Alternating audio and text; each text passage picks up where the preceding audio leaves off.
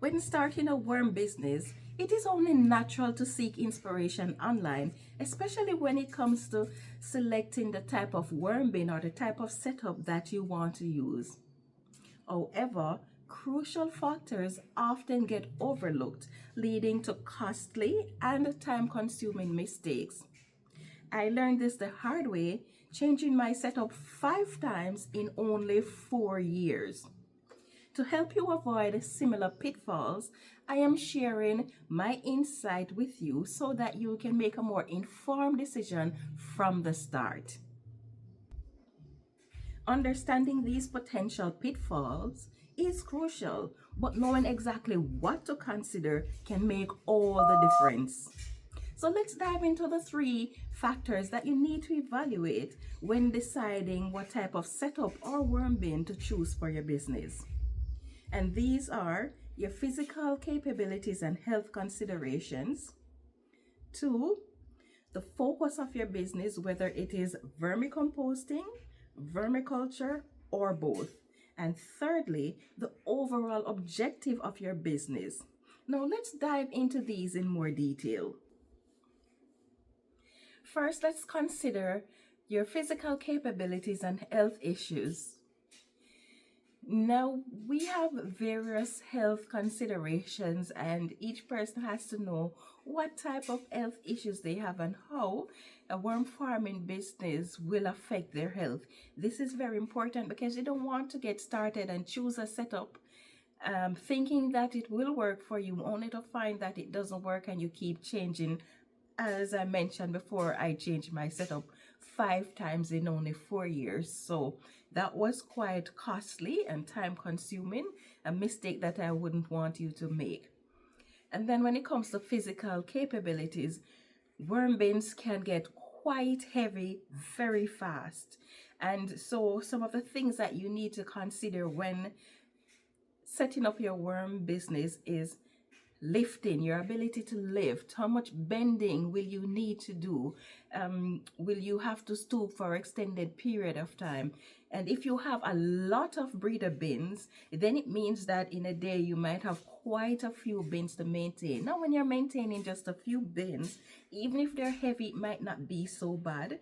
But when you have to do multiple bins, then you find that it adds up and then it becomes very tedious, and that can take the joy out of having a worm farming business.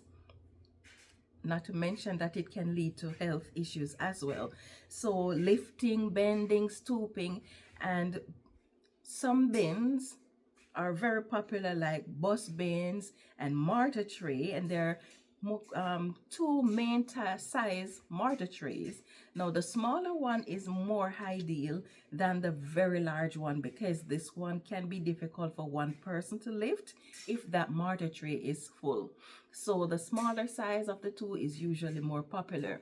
Now if you have an issue with bus bins and mortar tray and you find that these are quite heavy, there is no wrong in going with smaller bins. So it doesn't have to be mortar tray, it doesn't have to be bus bins. Yes, these are possible, but when you think about your health concerns, then using smaller bins will be more practical. Now then, another very popular size bin, if you're doing things like vermicomposting, is 4x8 beds. These are very nice because of the amount of space that they allow.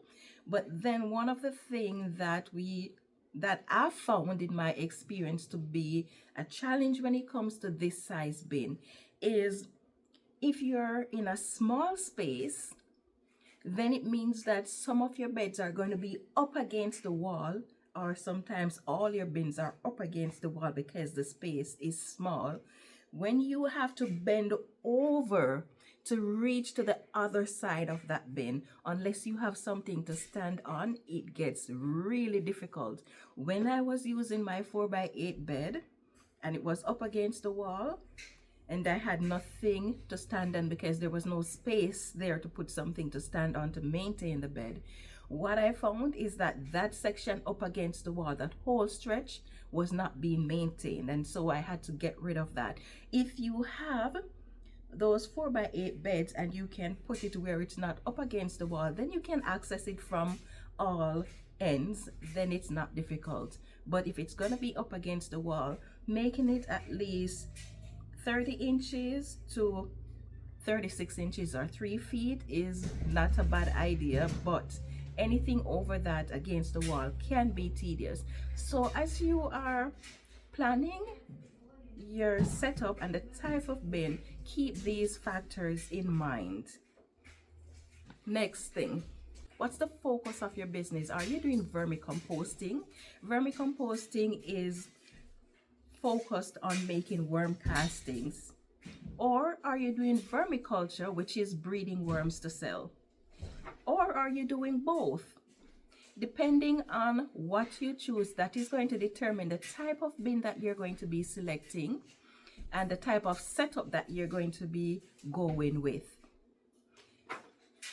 So then it is up to you to decide, are you vermicomposting?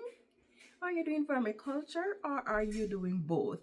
Seriously consider the first factor that we mentioned, which is your physical capabilities, and use that factor combined with this one to determine the type of bins and the type of setup that you're going to be going with.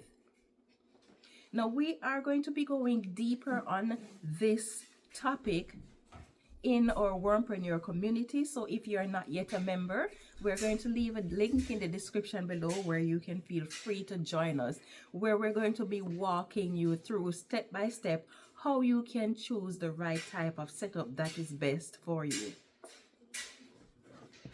Next, that brings us to your worm business objective. What is the overall goal of your business? For a lot of you, it might be to make an income. For some, it might be they're doing it as an hobbyist, meaning that if they find themselves with excess worms, then they will sell the excess worms, or excess worm castings, then they will sell those. But there are those of us who are doing it as a supplement to our income. So it's not a full-time thing. They're doing it part-time, where when they find themselves with a little extra time, then they build the worm business, but it is not really their main source of income. Now, when the vermicomposting or worm business become your main source of income, a lot more consideration has to be put in place. For example, if this is your main source of income, how much worms do I need to produce in order to make enough income to run my home? These are factors that are very important to consider. How much space do I have? Does the space I have allow me to produce enough worms and sell enough worms to make enough income to run my family on a monthly basis? So these are factors to consider, and as you consider these factors, especially if your goal is to make it your full-time business, I'd strongly recommend not jumping into it full-time until you have come up with the right setup, you choose the right worm bin, your marketing, and you see where the business has the ability, with the limited space that you have, to provide you with sufficient income to take care of both the business and your home. And as you're running your business, the goal is to ensure that you are making enough profit to run your home, and at the same time, the money that is needed to invest in your business is also available. So these are the three factors that you need to consider when starting a worm farming business or running a worm farming business in a small space. Physical capabilities and health consideration, and how running the worm business will affect these, or how these will affect running your worm farming business, I should say. Are you doing vermicomposting, vermiculture, or both? And finally, what is the overall objective of your business? Now, I mentioned the overall objective of your business, and I mentioned it from a hobbyist point of view, a part-time point of view, or a full-time point of view. But that might not be your only objective. For a lot of us, our objective go beyond that. For example, personally, my objective, while it is to make it a full-time business, the overall objective of my business is to help as many people as possible to be able to grow their own food for their families without using chemical fertilizers or chemical pesticides, things like that. So, to make people healthier, to ensure that people have more food, and to help to reduce the waste in the landfill, which lead to a healthier environment. That is my overall objective. And hopefully, with time, that will lead to the point where I can be doing this on a full-time basis. So, as you think about the overall objective of your business, think about it in terms of the financial gain that you want.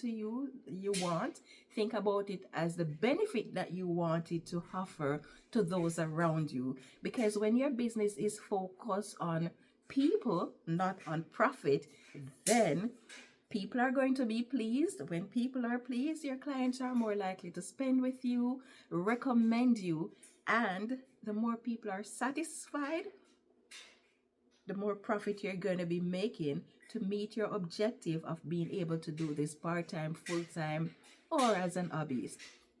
So, if you're not yet a part of our Wormpreneur communities, as I mentioned before, please feel free to join us because we go in depth on all the topics necessary to take your business from an idea to being successful. So thank you so much for joining us, and I hope you have yourself a wonderful day. Yeah, man, a time for growth.